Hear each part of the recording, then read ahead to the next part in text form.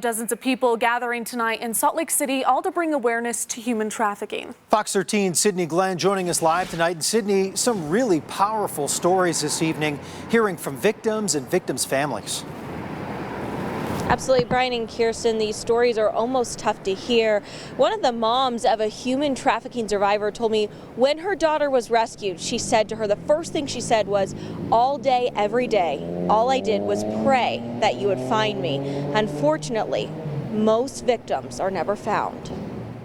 This is something that is horrible. It's going to affect her entire life. Amy Ellis stands up in places like this to share her daughter's story. It's not an easy one. Her daughter was a human trafficking victim. A lot of these girls are drugged up, and in my daughter's case, that was happened, and they want to get you indebted to them as soon as possible. What exactly happened to her daughter while she was in captivity isn't something Amy talks about much, but she does say it's something her daughter will never forget. A police officer pulled her aside and told her, hey, listen, I want you to know that everything that you've had to do, it doesn't matter. It doesn't define who you are.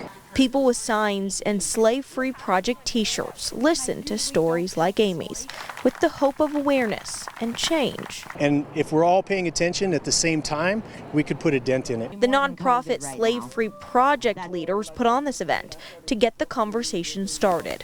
A hard concept for people to think about, that people are taking children and using them in the sex trade. It's a hard, dark subject. A difficult subject to talk about, an even darker story to share. But the hope is, with more awareness, more stories can end like Amy's. With the help of the FBI, the police, certain ministries, and our family and our community, we rescued her, we found her.